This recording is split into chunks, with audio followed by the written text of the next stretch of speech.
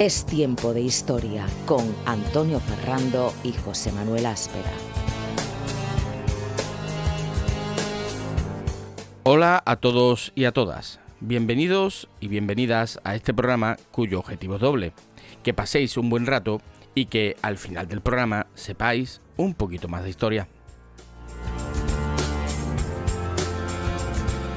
Para ello hemos preparado algunos temas que creemos que pueden interesaros. ¿Nos acompañáis? Somos José Manuel Áspera y Antonio Ferrando y os presentamos Es Tiempo de Historia, un programa de historia para todos los públicos. Bueno, buenas tardes, José Manuel. Buenas tardes, Antonio. Bueno, aquí estamos otra vez, otra tardecita, otro miércoles en el que vamos a hablar de historia, del tema que nos apasiona a los dos. Correcto. Y bueno, vamos a ver, hoy como siempre, nosotros siempre traemos temas interesantes, pero hoy venimos cargaditos, venimos cargaditos. A ver, ¿qué vamos a ofrecer hoy a nuestros oyentes? Bueno, pues hoy tenemos esta entrevista típica, ¿no?, de nuestro programa, que hoy tenemos una visita especial, aunque sea telemática, pero que ya robaremos y le intentaremos robar tiempo para que venga físicamente. Pero bueno, hoy tendremos la visita de Celia Pousa Cabrerizo, es historiadora y docente en Geografía e Historia. Estudió la carrera. Pero espera. No, espera. Estudió la carrera conmigo, iba a decir. Vale, digo, no la presenté ya, espérate. Estudió la carrera conmigo, hombre, y para mí es un honor traer a mis compañeros. Vale, perfecto. Y bueno, hablaremos, bueno, de la situación de lo que es la historia en las aulas y después la presentaremos como es debido. Y bueno, como siempre, después de la entrevista que le haremos a nuestra invitada, pues hablaremos sobre las efemérides, esta pregunta tan cotidiana, ¿no?, y tan usual en nuestro programa, que ocurrió un día como hoy, pues hace mucho tiempo. En este caso, tú que eres uno de los mayores responsables de hacer las efemérides, sí. La verdad es que hoy traemos bastante. Hoy te has playado. Me he explayado. Así que bueno, vamos a ir a hacer una ruta por la historia desde el siglo VI hasta nuestros días casi. Así que efectivamente viene cargadito, como se suele decir, ¿no?, como los Reyes Magos, cargadito de juguete, ¿no? Y bueno, y si nos da tiempo, que yo creo que seguramente no nos dará, porque la entrevista suele ser muy interesante. Pero bueno, si nos da tiempo, contaremos una anécdota histórica y nos despediremos con la cita histórica también. Una anécdota histórica que es un poquito desagradable, advierto ya, ¿eh? Pero bueno. No te anticipes, que te parece a la espera. Vale. Bueno, pues empezamos como siempre con la entrevista.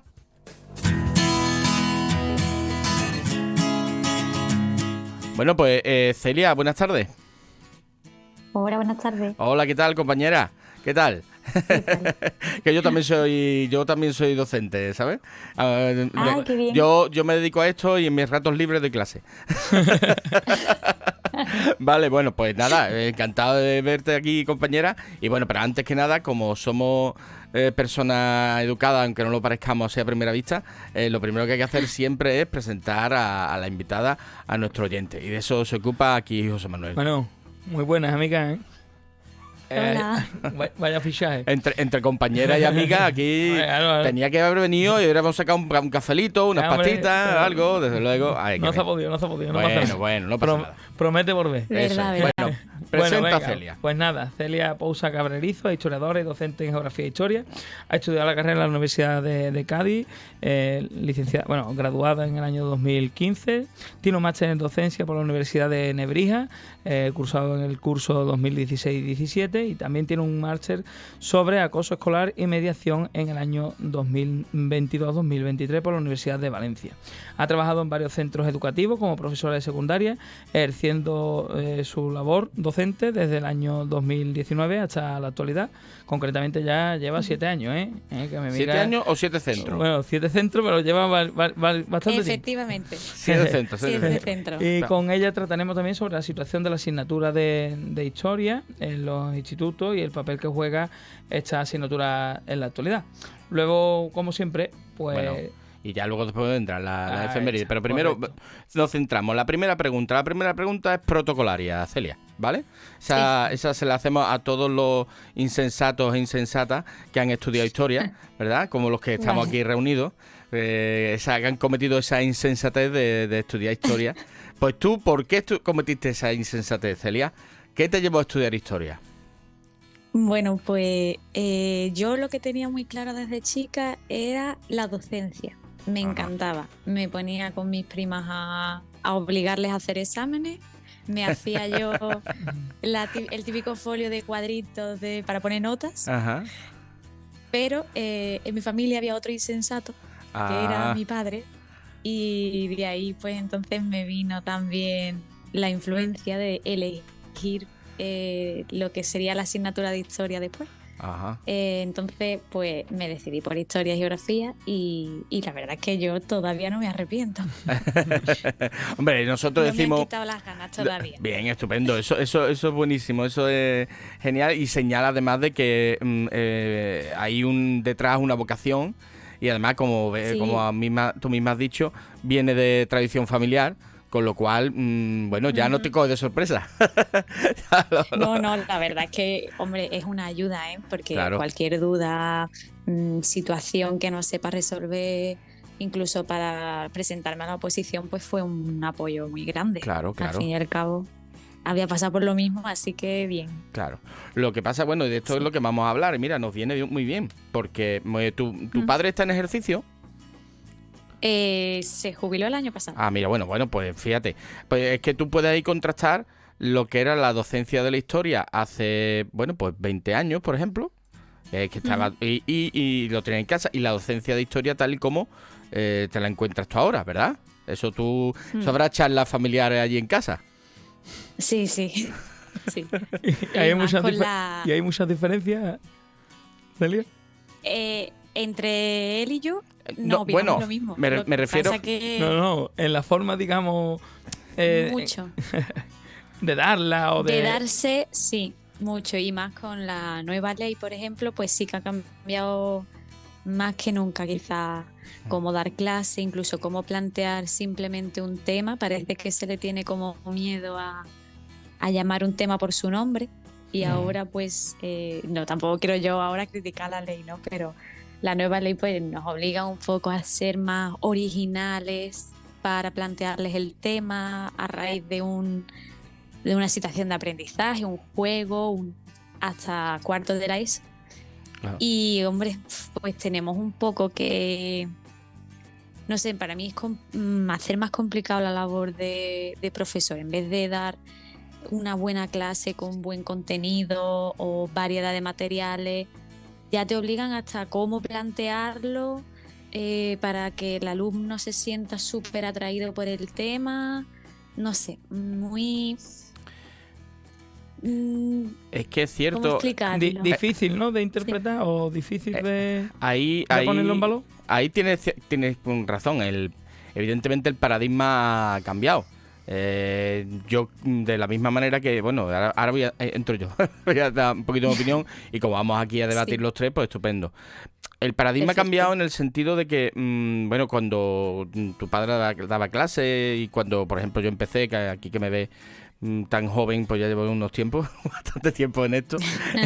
Fue mi profesor, ¿eh? Yo le di clase aquí a este muchacho. Entonces, los materiales, por ejemplo, eran completamente distintos a los que se utilizan ahora, las herramientas que tenía a su disposición cualquier docente. Era la tiza y la pizarra. Y con eso, oye, que con eso se ha dado clase toda la vida y muy bien. Ahora no, por ejemplo, porque todo no va a ser negativo. Ahora todo instituto tiene al menos su pizarra digital, tiene sus ordenadores, hay cosas que han llegado para quedarse y que yo creo que enriquecen la manera de dar clase, ¿no? ¿No piensas eso todo mismo, es Celia? Genial. Eso es lo mejor que tiene. Y más, a lo mejor por ponerte de ejemplo, mi padre quizás que es de otra escuela y de otros tiempos, pues a lo mejor él no se apaña con las nuevas tecnologías y sí que le cuesta más, ¿no? A verlas aplicado en clase.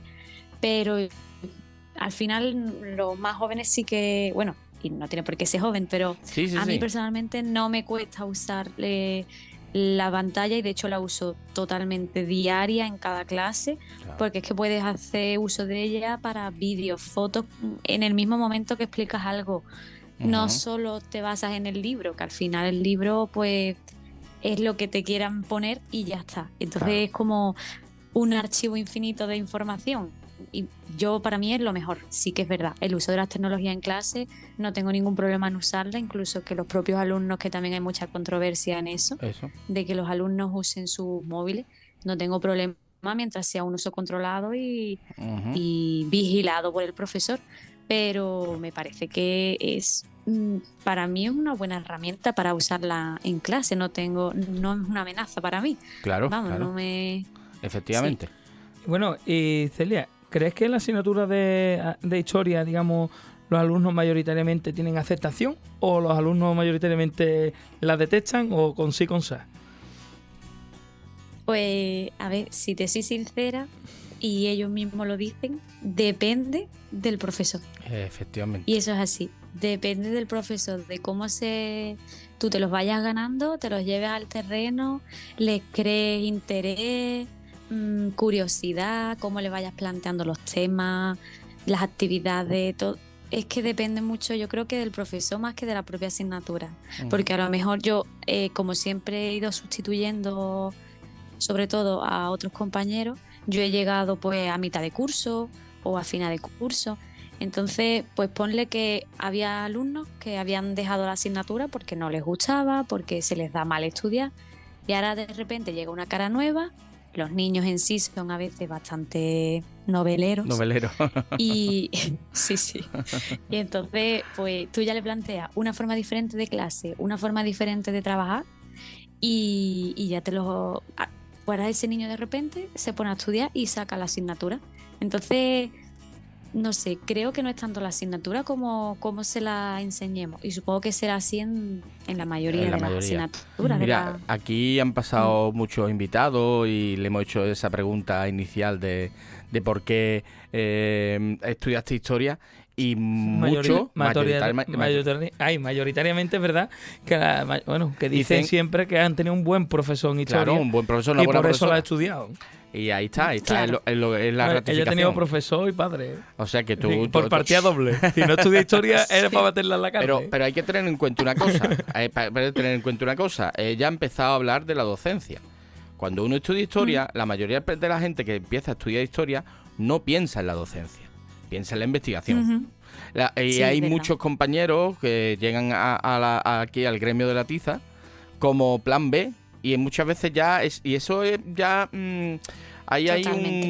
una necesidad de adaptación, de cambiar el chip que mucha gente tarda mucho en realizar y que se nota muchas veces, ¿verdad?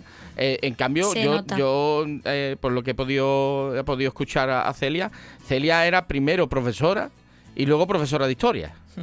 Eso es lo que te veo. Entonces, claro, no es el enfoque es completamente distinto. Iba de cabeza. Tú lo tenías claro. Sí, es que me encantaba, vamos. De hecho, tengo guardado y todo esos exámenes que les hacía a mis primas. Claro. Las pobrecitas venían a mi casa a jugar y se encontraban con exámenes. Y los tengo guardados y todo. O sea, tú lo que se dice, tú eres una maestra. Pues con esa palabra que tan bonita. A mí una de las cosas que dice que cuando a mí me llaman maestro, maestra, una de las cosas más bonitas que le pueden decir a una persona es maestro. Se le dice a los toreros, no me lo van a decir a mí. Yo por lo menos enseño. Entonces, no empecemos. No vamos a empezar. Vale. No empecemos por ahí. Pero que es verdad que te digan maestro o maestra es algo muy bonito. Pues entonces tenemos una maestra y tenemos una maestra de historia, aunque de categoría. Es secundaria. Bueno, y hablando de hecho, maestra, has tenido 7 años de docencia, 7 centros de docencia, pues has tenido bastantes alumnos y alumnas. ¿Te ha llegado, digamos, ese alumno o alumna que has dado clase contigo y que posteriormente haya estudiado historia y haya dicho, mira, pues profesora o maestra Celia, he estudiado historia porque me he visto reflejado en ti? ¿Te ha llegado el caso? Hombre, no le ha dado tiempo todavía, José Manuel. Mira. Sí. Ah, pero ya han llegado. Mira qué bien, ¿eh? Hombre, podía haber dicho no me ha dado tiempo, que aquí se leyó ya, por lo menos yo peino cana, ¿eh? Ah, bueno, a ver. No, bueno, bien. Ya 31 te llegamos. Qué bien. Pues eso es una gran satisfacción, porque... ¿verdad? A mí cuando me lo contaban, bueno, primero me enteré de uno y a los años otro y se me puso la piel de gallina, la verdad. Impactante porque tú no eres consciente en ese momento de que estás dejando tanta huella, ¿sabes? En esos alumnos. Pero sí, me ha pasado con 2 porque los cogí casi en segundo de bachillerato, hace casi 5 años, 4 años. Y entonces ahora sí están ya en la carrera. Ajá. Y pues por alguna red social han contactado conmigo y me han comentado que han estudiado eso, que lo han hecho porque es que yo no sé, les desperté ese interés por esa asignatura, que tenían claro directamente que iban a meterse en la educación y no en la investigación, porque lo tenían claro. Y bueno, se supone que al parecer es por eso. Porque, pues mira, qué bien. Pues es una gran satisfacción profesional, eso, y personal también. Pero que a ver si tú estás de acuerdo con lo que te voy a decir, ¿vale? Yo creo que cuando hablábamos, antes mencioné lo del cambio de paradigma, ¿vale? El cambio de paradigma educativo está en que hace con lo que estudiaron, por ejemplo, mis padres, o incluso este que está aquí cuando yo estudié, que no existía internet, no existía Google, no existía nada de eso, estaba mucho más centrado en los contenidos. Entonces el profesor de historia, en este caso, el profesor de historia o profesora, pues hacía esos esquemas enormes que ocupaban toda la pizarra, nos hacían estudiar las fechas, nos hacían estudiar los acontecimientos, nos hacían estudiar con esos libros. Ahora, quizás, como todo ese contenido está en internet, cualquiera que pueda o tenga interés lo puede encontrar ahí. Quizás nuestra labor como docente está en precisamente lo que tú estás diciendo, despertar el interés, que la historia no sea uy, qué cosa más, qué aburrimiento, qué truño, porque hay que decirlo, la historia es una pasión, o te encanta o la detestas.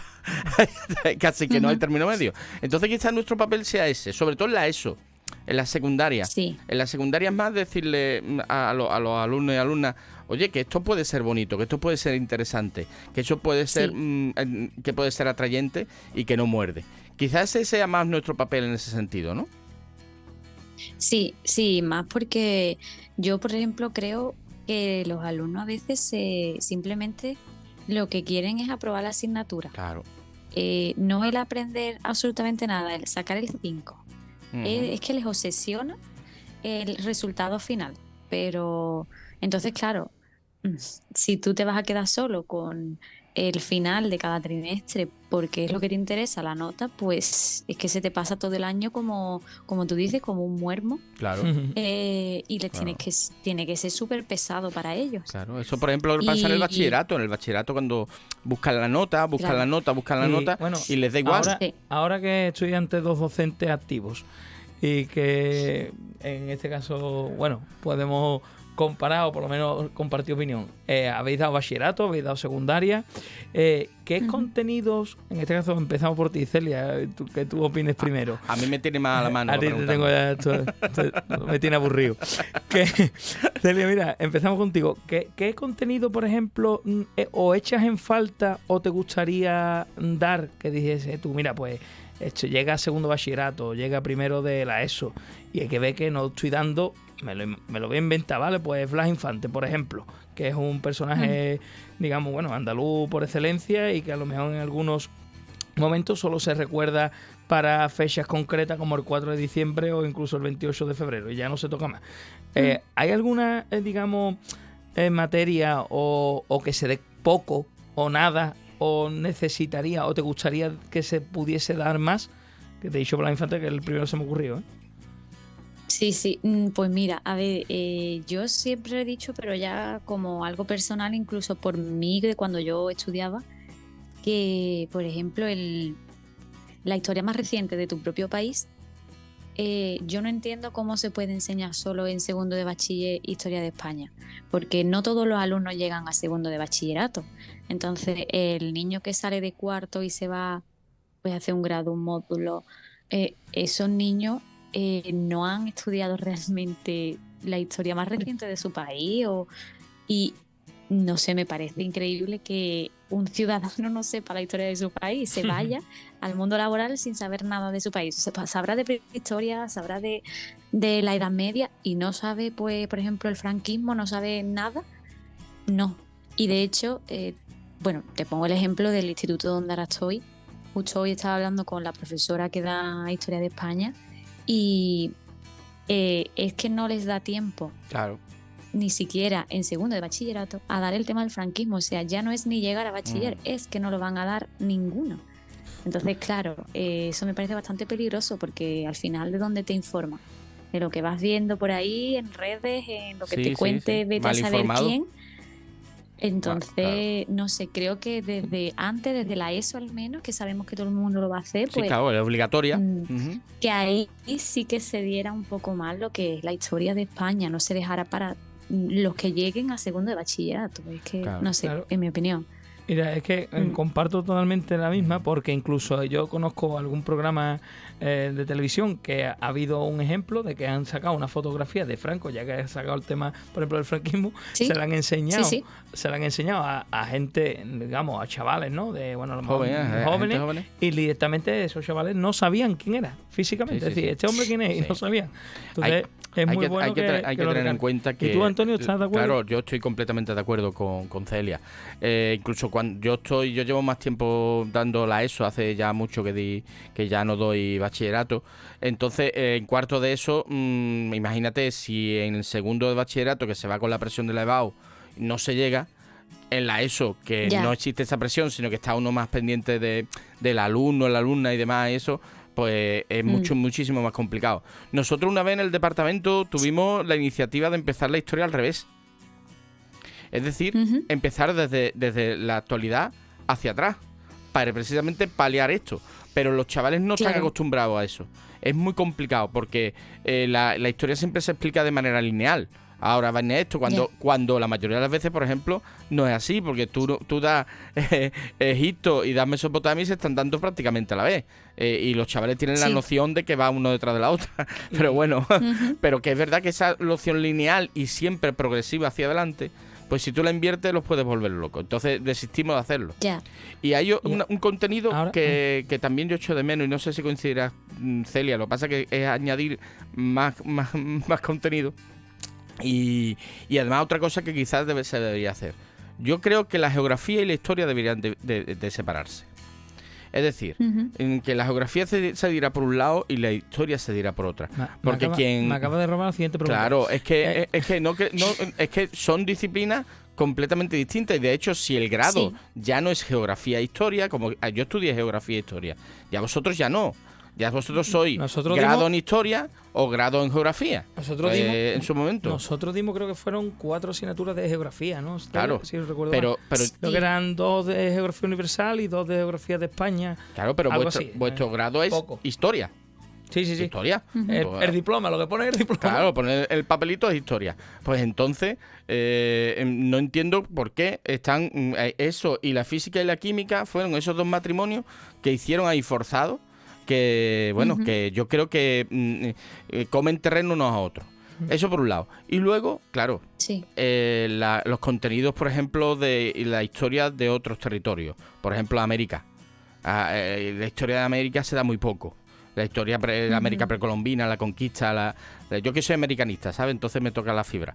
Pero tampoco se explica nada de África, no se explica nada de Asia. No sé, es una historia muy eurocéntrica. Pero claro, si estamos diciendo que nos cuesta trabajo explicar la historia de nuestro propio país como para ir de África, ¿no? Claro. Pero en fin, esto está lanzado. Bueno. Sí. No sabrían ni qué contenido quitar para poner el otro. Claro. Es muy difícil. Claro que sí. Pero sí que es verdad que, por ejemplo, historia del arte sí que se separa o sea, es con una asignatura, pero por ejemplo en primero de eso sí que dan los alumnos, tú lo sabrás, geografía e historia. Y normalmente termina descompensado una u otra. Si empieza por historia, se descompensa la geografía. Y si empieza con la geografía, se descompensa la historia. ¿Por qué no? Porque es que no da tiempo. Entonces es demasiado. Claro. Y Celia, ¿has podido, por ejemplo, en fechas concretas, como por ejemplo el 23F, como por ejemplo, como hemos dicho, el 4D, o como por ejemplo 28 de febrero, o fechas así, digamos, señaladas, ¿no? Sí, las efemérides. Claro, o como por ejemplo cercano al de la Constitución, ¿no? Para hablar sobre... ¿Has podido parar, digamos, en tu trayectoria profesional, en este caso, has podido parar y decir, bueno, hoy que nos acercamos al 6 de diciembre, vamos a hablar de la Constitución de la Transición, por ejemplo, hoy que nos acercamos al 23F, voy a poder hablar de qué pasó el 23 de febrero con el golpe de Estado. ¿Has podido parar o has tenido que hacerlo directo? No. Porque para poder hacer eso tienes que estar con unos alumnos que tengan un nivel para entenderlo, y yo normalmente suelo tener primero de la ESO y demás. Claro. Entonces lo que sí he trabajado, que es lo más típico y lo más, pues el 28 de febrero. Claro. Pero con actividades, el himno, las letras, buscarlo, ¿no? Pero no, y además siempre he estado, como te digo, he estado en muchos institutos y solo he estado en uno realmente todo un año completo con seguridad, y no he podido plantear con el departamento una actividad especial porque siempre he estado dando tumbos, entonces nunca me he parado a preparar una de todas maneras te digo que es muy complicado. Es muy complicado porque si tú quieres dar la materia es que cada mes hay una o dos efemérides. Sí. Entonces, si te paras a cada efeméride a preparar una cosa que algunas veces coincide con el temario y otras veces no, claro, pero hombre, es muy complicado. Pero ¿qué pasa? A lo que yo me vengo a referir son fechas muy concretas. Sí, pero por ejemplo, un 6 de diciembre es la Constitución. Incluso la consejería te obliga. Te dice que hay celebraciones de obligado cumplimiento. Pero es que el 6 de diciembre... Tú en primero de la ESO puedes estar hablando de, no sé, de Mesopotamia. Ya. Y en cuarto de la ESO estás con la revolución industrial, por ejemplo. Entonces, digamos que es como estar fuera de contexto. No, claro, lo tienes que sacar. Claro. No, el andalucismo lo tienes que sacar. El Blas Infante, por ejemplo, lo tienes que sacar. Y el 28F es pan con aceite y un poquito de flamenco y vámonos que nos vamos. Esto es así, ¿eh? Y lunares, muchos lunares. Bueno, y cambiando un poco, en el hilo, ¿no? Pero cuando he leído tu currículum o he estado hablando, has estado o has cursado el máster sobre acoso escolar y mediación. Creo que es el último máster, ¿no?, que has realizado. Lo hiciste este año pasado. ¿Cómo que centraste en ello? Es decir, ¿por qué lo estudiaste o por qué te interesó más en esta materia? Pues también me viene de chiquitita. Pues mira, yo, siempre he gozado de una buena posición, por así decirlo, social en el instituto, ¿no? De que no era una chica aislada en absoluto, ¿no? Sociable, lo puedo decir. Sí. Entonces, pues eso a mí también me daba pues una posición de seguridad y de tal. Y no me han gustado nunca las injusticias. Y yo desde chica, pues cuando veía que alguien se metía con otra persona, ahí me metía yo, pero de cabeza, y me ponía chula y bueno, que yo defendía aquí a todo el mundo. Entonces como que desde chica eso me toca mucho, me da mucha pena, no puedo. Y entonces digo, los profesores, en verdad, si yo ahora que soy profesora y veo o sospecho de una situación, no sé actuar según lo que es, como de verdad lo tienes que hacer, cuáles son los pasos que hay que seguir. No tengo ni idea. Y digo, pues si a mí esto me interesa, siempre me ha interesado, y pues qué menos que esté formada como profesora, que somos además los adultos que más tiempo estamos con el grupo de alumnos, y probablemente los que podemos darnos más cuenta de esas cosas. Entonces, pues quería estar formada, la verdad. Esto es un tema que está ahora mismo de completa actualidad. Creo que la semana pasada fue el día contra el bullying, precisamente, y el acoso escolar. Y bueno, es algo que estamos todos los que nos dedicamos a la docencia, todos los que somos padres, bueno, la sociedad en general, muy sensibilizados sobre el tema. Hay que tener en cuenta que España es el segundo país europeo con mayor casos de acoso escolar, ¿eh? Cuidado, que no estamos hablando de algo baladí, ¿eh? Entonces, no. El que el profesorado esté formado en este tipo de cosas, sobre todo en la detección y la actuación de los casos, es fundamental. Eso es lo que yo digo. Eso debería tener, digamos, con sus protocolos, obviamente. Protocolos hay. Como ella dice, pero la formación... Pero digamos, eso sería otro tema, es verdad, Celia. Eso daría para otro programa. Habla del tema de cómo se lleva eso. Mira, pues ya que estamos, vamos a echarle el guante. Vale. Aprovechamos y otro día, ya que tienes el máster, ya lo haces físicamente, te invitamos en otra ocasión y hablamos de ello. Claro que sí. Así sí, que lo que pasa, de hecho, en este instituto donde acabo de sustituir a otro compañero, hace poco hubo un claustro y daban los datos de unas encuestas que habían pasado por clase. Y nadie se alarmó y yo, claro, soy nueva en el instituto, claro, no voy a meterme en nada porque no conozco a nadie, pero creo que por clase era como que 3 de cada 5 alumnos reciben habitualmente insultos y yo diciendo, hostia, 3 de cada 5, nadie le llama la atención esto, no sé, ¿no? Sí. Me pareció... Es una de las cosas que, sobre todo en los más pequeños, en cómo se tratan unos a otros, ¿eh? Pero es que es como un trato muy... Eso es algo que llama la atención a cualquiera que entre. Si tú entraras ahora mismo, José Manuel, en una clase de primero de la ESO, te llamaría la atención cómo se tratan unos a otros, además de una manera completamente normalizada. Yo sí que cuando yo estuve haciendo las prácticas, porque como tú bien sabes, yo tengo el máster también de docencia, lo que pasa es que no ejerzo, y ahora me he ido por la investigación, así que me quedará más tiempo si llega el caso. Pero sí que es cierto de que cuando tuve la oportunidad de dar las prácticas en todos los cursos, primero, segundo, tercero, hasta el bachillerato inclusive.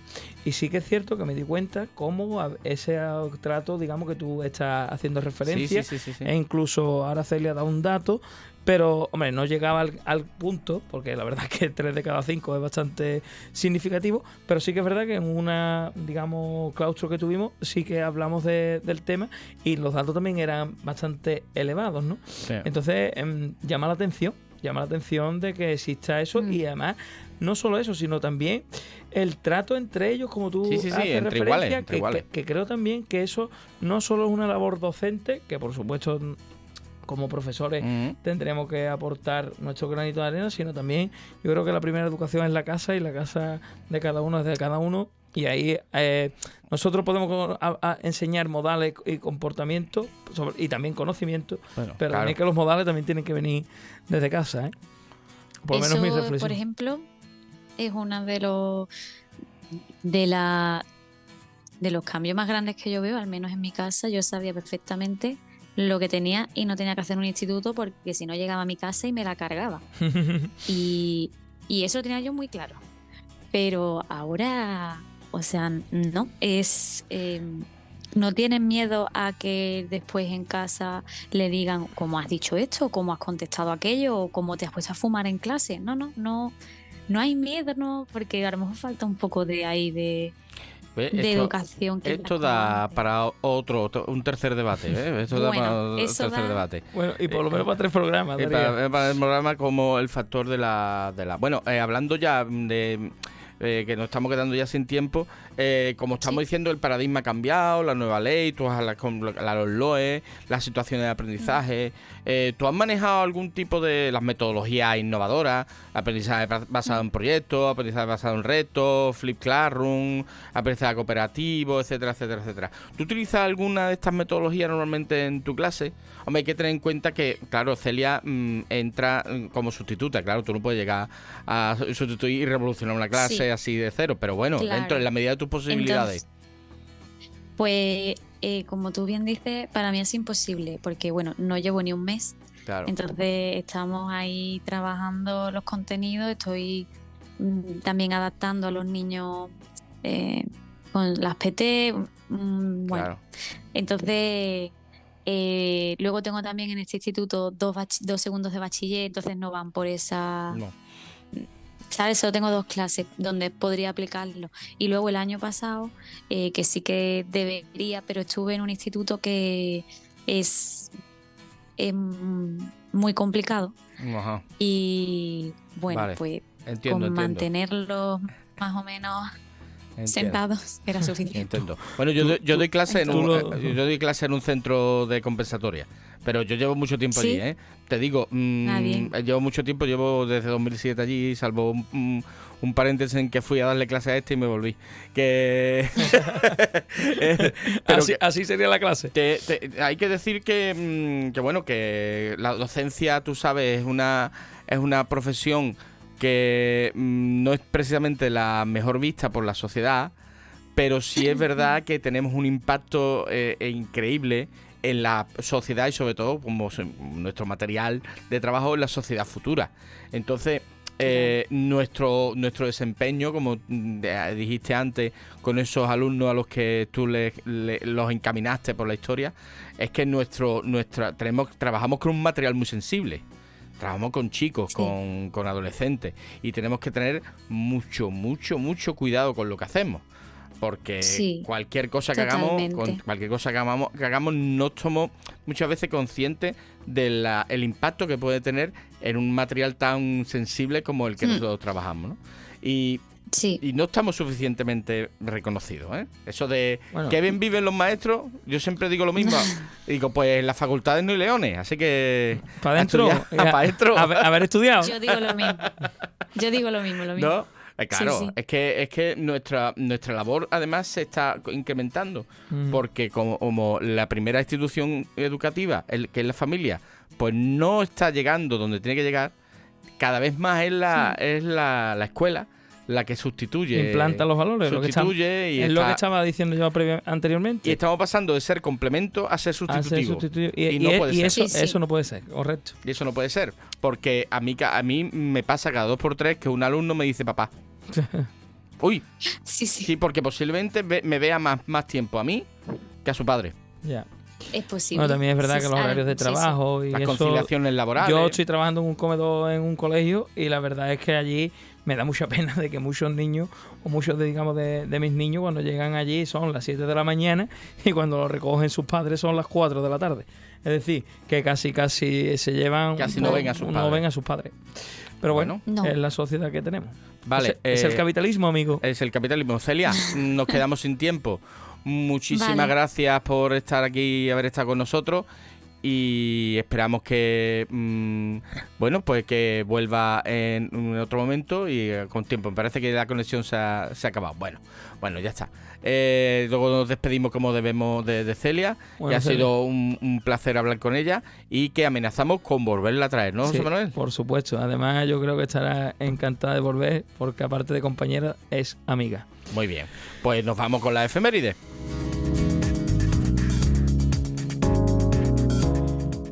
Bueno, pues nos vamos por la efeméride, que hay un montón, pero yo creo que nos queda el tiempo regulero. Vamos a decir 3 o 4. Vamos a decir algunas sí que podamos comentar, pero la primera hay que decirla. Sí, hombre, la primera sí, porque hay que decirla. Es que cambió el ciclo, ¿eh? Bueno. Cambió un ciclo. Además, con la iglesia hemos topado, amigos. Amigo Sancho. Bueno, pues la efeméride del día nos vamos al siglo VI, concretamente en el 589. En España se inicia el tercer concilio de Toledo. Bueno, lo de España empezamos mal. Claro. Pero en Hispania, a lo mejor. Pero claro, vamos a decir España, bueno, porque claro, sí es que no queremos, es que yo no quería entrar en ese debate. Pero bueno, teniendo en cuenta que el concepto de España es desde Felipe V, entonces, o casi más o menos por ahí. Pero bueno, vamos a decir en la península ibérica, la zona donde a día de hoy es España. En el reino visigodo de Toledo. Vale, perfecto.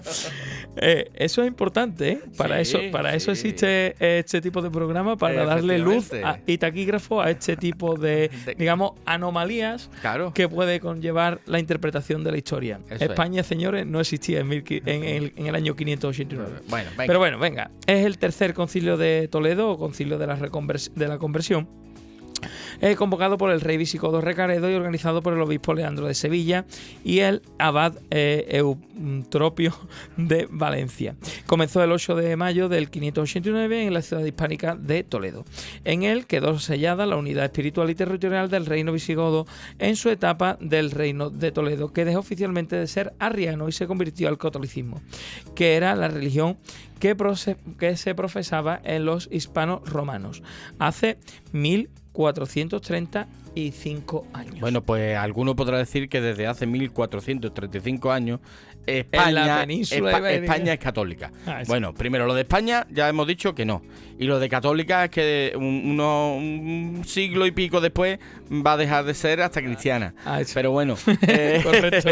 Entonces, bueno, pero bueno, es un acontecimiento muy importante para el reino visigodo. Sí, porque bueno, es el cambio. Es un cambio totalmente además, de las estamos hablando de la Edad Media y bueno, teniendo en cuenta que en el 476, por la ley, digamos, convencional de la historia, ¿no? En el 476, cuando cae el Imperio Romano, ya hablamos de Edad Media, hasta el 1492, y nos situamos en este caso en el 589, hablamos de que hay un cambio totalmente de perspectiva, porque teniendo en cuenta de que en este caso los reyes o la monarquía, porque es un régimen feudal, ¿no? Estamos hablando de Edad Media, régimen feudal, la monarquía, la iglesia, y el tercer estado. Y sobre todo es muy importante que la población hispano-romana era católica. Claro. No era arriana. Claro. Entonces los visigodos cuando llegan aquí llegan con su arrianismo y de hecho el padre de Recaredo era arriano machamartillo, y se cargó a su primer hijo, que era Hermenegildo, que la iglesia lo hizo santo, por hacerse católico. Entonces Recaredo fue más listo que su hermano, se cayó, esperó que su padre se muriera y dijeron ahora. Y bueno, en este caso pues estamos hablando de uno de los cambios más importantes, digamos, a nivel social. Sí. Porque la integración de la población. Es decir, o me cambio o aquí vamos a tener un problema. Y teniendo en cuenta que el reino visigodo ya tenía sus propios problemas que luego se manifestarían, bueno, por el 711. En el 711, cuando llegó Tarik, el rey Rodrigo, etcétera. Compañía. Pues imagínate si encima hubiera una separación de tipo religioso. Bueno, pues aquí tenemos a Leandro de Sevilla, también será santo, San Leandro, ¿vale? Yo creo que Eutropio no llegó, ¿vale? Pero bueno, ya tenemos un acontecimiento importantísimo, el 589, hace 1435. Bueno, venga, pues ahora saltamos al siglo XIII, concretamente en el año 1254. Esta también me gustaría decirla porque básicamente creo que en el primero de nuestros programas, si no me equivoco, hablamos de la figura del rey al que vamos a hacer mención, concretamente, bueno, pues en la península ibérica. Muy importante para el puerto de Santa María. Alfonso X el Sabio otorga la normativa fundacional de la Universidad de Salamanca hace 770 años.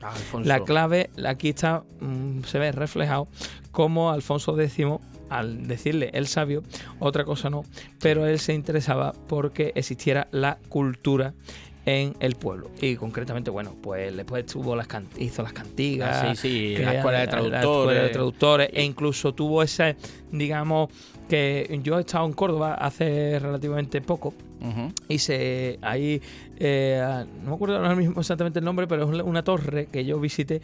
Allí cuando entré a visitarla, en esta hacían, digamos, como unas parodias donde hablaba figurativamente, pues bueno, diferentes personalidades de Córdoba, ¿no?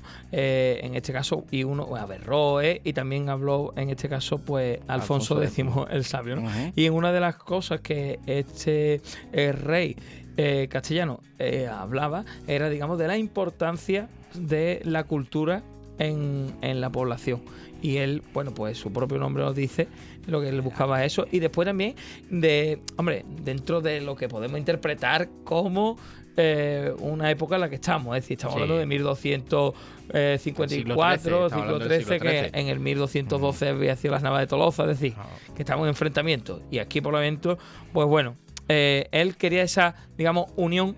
Claro. Y hay un dicho respecto a la Universidad de Salamanca, que se dice cuando se les quiere decir a alguien que es un poquito, tú sabes, que un poquito tiene las luces justas para no quedarse a ciegas, se dice un latín macarrónico: quod natura non dat, salmantica non praestat, que significa que lo que no te da la naturaleza, Salamanca no te lo puede dar. Así que, bueno, pues la Universidad de Salamanca es quizá pues una de las universidades, y sigue siendo más prestigiosa de España, ¿no? Bueno, pues nos vamos vamos a saltar al siglo XIX, ¿no? Bueno, ¿nos vamos ya al siglo XIX? Bueno, venga, vamos al siglo XIX. Nos vamos al siglo XIX. Concretamente vamos a seguir, ya que seguimos en España. Bueno. Y nos vamos a ir a 1800 1868. Concretamente, pues hablamos de que se constituye el gobierno provisional presidido por Serrano. En esta cosa ya estamos en España, ¿eh? Sí, así es España. Esto ya es España. Del que forman parte el general Prim como ministro de la guerra y Sagasta en gobernación. Entre otros, que durará hasta el 18 de junio. A lo justo, ¿eh? A lo justo. Del año siguiente. Claro, estamos hablando del gobierno que da el primer gobierno de la Revolución de la Gloriosa, el sexenio revolucionario. Claro, digo a lo justo, básicamente, bueno, porque en este caso sí que hubo un gobierno provisional. En este caso hablaban de la Gloriosa como una constitución y los derechos y las libertades. Es que este gobierno es el que va a promover la Constitución de 1869, que va a ser una de las constituciones más progresistas de España, a la que luego ya le avanzará la del 31 y luego la actual del 78. Y entonces el 18 de junio se proclama la España de nuevo como reino y el general Serrano va a ser el regente a la espera de nuevo monarca. Y Prim sería el presidente del gobierno. ¿Qué monarca van a traer? Van a traer a Amadeo I de Saboya, que pobre mío estuvo aquí 2 años y pico. Además, se muere, lo matan a Prim. Matan a Prim justo antes de que viene, que era el único que había abogado por él. Y encima de todo, él cuando llega se encuentra que no se adapta, no entiende a los españoles. El problema mío y su valedor, queriendo ser demócrata, queriendo respetar la soberanía nacional, y se fue diciendo español y tutti pazzi, que significa los españoles están todos locos. Entonces, bueno, pues... Y llegó la Primera República. Duró poco. Duró menos de un año. Entonces, bueno, este es el sexenio revolucionario, el primer gobierno, donde aparecen ya que habían por la expulsión de España de la reina Isabel II, y la Gloriosa, la Pirate Topete, etcétera, etcétera, la batalla de Puente de Arcolea, etcétera, etcétera. Y bueno, pues aquí comienza un periodo convulso y de intento de instaurar en España una monarquía democrática. Hay que ver que yo siempre lo que digo es que ahora que ha sido cerca del 25 de abril y ha estado relativamente cercano, que es que en España, si tú analizas el siglo XIX, te darás cuenta cómo los militares en esa época hasta casi la actualidad, entendiendo la actualidad, el golpe de estado del 23F, siempre han sido pronunciamientos o mayoritariamente, bueno, lo mismo el pronunciamiento de riesgo del que quería hacer, por ejemplo, Prim, o del que, y no es lo mismo hablar del Espartero que de Narváez, hoy no es lo mismo, bueno, pues hablar de Tejero que hablar de Prim. Pues bueno, sí que es verdad que en estas ocasiones pues nos hemos dado cuenta que era cortar derechos más que ampliarlos. Pero bueno. Seguimos. Bueno, nos vamos a un dato curioso. En 1886, en los Estados Unidos, para ti, John Steve Pemberton, que inventa la Coca-Cola. La Coca-Cola, que está en casi todos los países. Digo casi todos los países. En todos los países, menos en Corea del Norte, creo, y poco más. Se puede usted encontrar a la Coca-Cola. En Cuba tenemos cola, ¿eh? Bueno, pero no tenemos Coca-Cola. Tú eres de Puerto Real, no eres cubano. Ya. Pero bueno, en Coca-Cola hay que tener en cuenta que, por ejemplo, cuando la época es un símbolo de los Estados Unidos, la Coca-Cola, la presencia de la Coca-Cola es la presencia de los Estados Unidos casi más o al igual que la bandera de los Estados Unidos. Y en todo el bloque comunista estaba prohibida la Coca-Cola. Y bueno, lo que hicieron fue hacer remedos de... Era como gaseosa. Sí, una gaseosa, unos remedos que no eran la Coca-Cola, las cosas como son. Y no sé si tú sabes que la fórmula de Coca-Cola es uno de los secretos mayores guardados de la historia. Solo 2 personas conocen la fórmula. Entonces, bueno, pues... y por eso, parece ser que por eso, la Coca-Cola no sabe igual en todos los países. Porque, bueno, la base sí la traen de Atlanta, que es donde está la sede oficial. Pero, claro, en función de cada país y demás, pues la Coca-Cola no sabe igual en España que, por ejemplo, en Perú o en Alemania, ¿no? Bueno, pues tal día como hoy, hace 138 años, nació la Coca-Cola. Bueno, está bien. Bueno, seguimos. Pues en 1933, en la India, Gandhi inicia una huelga de hambre de 3 semanas para protestar por la opresión del gobierno británico en bueno, pues debido a la ocupación que estaba realizando el gobierno británico en la India, ¿no? Gandhi fue aparte que fue el adalid de la resistencia pacífica y demás contra la opresión de la colonización británica de la India, fue, todo hay que decirlo, fue un grano en semejante parte para los británicos. ¿Por qué? Porque no lo podían acusar de terrorista, porque es que este hombre hacía huelgas de hambre, punto. Hacía manifestaciones, se ponía en los sitios, pero en ningún momento abogó por la violencia. Y es muy trágico y paradójico que el adalid de la resistencia pacífica muriera asesinado. Y como murió Mahatma Gandhi. Mahatma, que por cierto significa alma grande. Él fue siempre pacifista y consiguió la independencia, se consiguió mover conciencia de tal manera que, bueno, seguidores, y a día de hoy, bueno, pues es el símbolo de la padre de la patria, de la patria en la India, y el pacifismo en universalmente. Pero es curioso como el pago que recibió, ¿no? Pero bueno, en fin, pues Mahatma Gandhi, con la huelga de hambre de 3 semanas como protesta, pues empezó ese movimiento por la independencia de la India, que se produciría después de la Segunda Guerra Mundial. Bueno, pues nos vamos a la Segunda Guerra Mundial. No hay día sin efeméride de la Segunda Guerra Mundial. Qué casualidad. Bueno, en 1942, en la Segunda Guerra Mundial, en el Teatro de Operaciones del Pacífico, al sur de las Islas Salomón, ocurre la batalla del Mar del Coral. La primera batalla entre portaaviones de la historia y el primer combate donde las fuerzas navales nunca se vieron directamente. Fue una de las batallas claves del teatro asiático en la Segunda Guerra Mundial y significó el tercer fracaso de la ofensiva nipona. Aunque los japoneses infligieron bajas importantes a los estadounidenses, sus propias pérdidas les impidieron ejecutar la Operación Mo, la invasión de Port Moresby y la operación de Post Moresby. Además, 2 portaaviones japoneses que participaron en la batalla resultaron dañados y no pudieron participar en la batalla de Midway, la cual marcaría un punto de inflexión en el curso de la guerra en el Pacífico, hace 82 años. Hay que tener en cuenta que si Stalingrado fue el punto de inflexión del teatro europeo de la Segunda Guerra Mundial, batalla Midway lo fue en el escenario asiático. Pero la batalla del Mar del Coral fue, digamos que la preparación para la batalla de Midway. O sea, Midway no hubiera sido lo que fue sin la batalla del Mar del Coral. Fue la primera batalla, como bien ha leído José Manuel, en la que los barcos no se veían, no se veían unos a los otros. ¿Por qué? Porque fue una batalla más que de barcos, fue una batalla de aviones.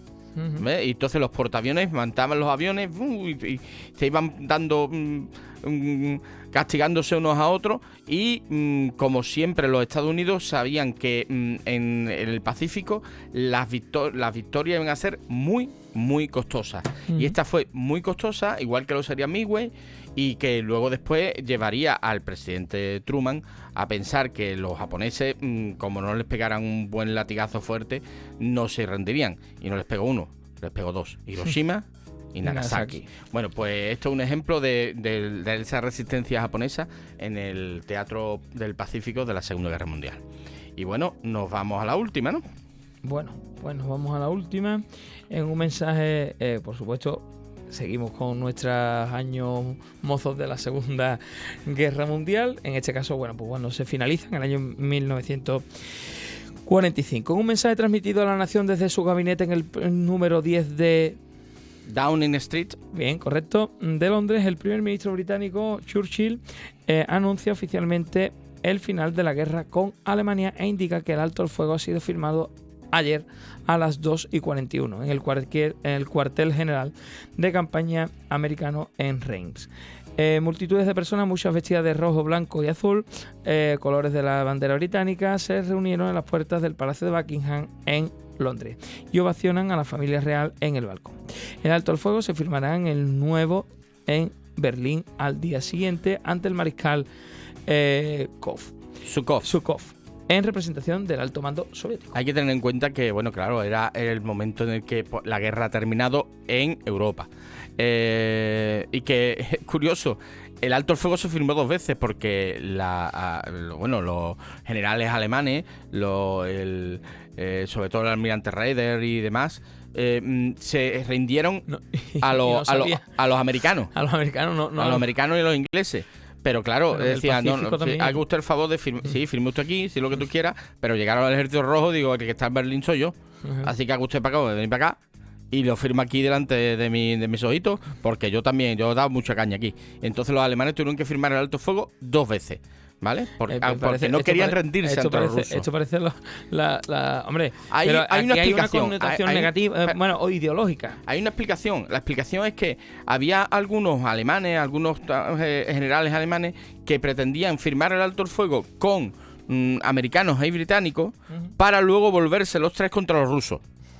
Porque les decían que nuestro enemigo común son la Unión Soviética. Claro, en ese momento no coló. El tema no coló, aunque luego colaría, pero con la Guerra Fría. Pero bueno, eso ya es otra historia. Bueno, nos vamos quedando sin tiempo ya. Bueno, estamos cortando y ya nos vamos a despedir. Bueno, eso, ya nos despedimos. Esperamos que os haya gustado el programa, que os hayáis divertido y hayáis aprendido alguna cosilla. Os podéis poner en contacto con nosotros a través del WhatsApp de Radio Puerto en el 629 12 80 42, indicando que es para nuestro programa. Nos oímos en el próximo programa Es Tiempo de Historia, todos los miércoles de 7 a 8 en Radio Puerto, así como en YouTube y Facebook. Y nos despedimos con una cita. La historia es una galería de cuadros donde vemos pocos originales y muchas copias. Alexis de Tocqueville. Hasta el próximo programa.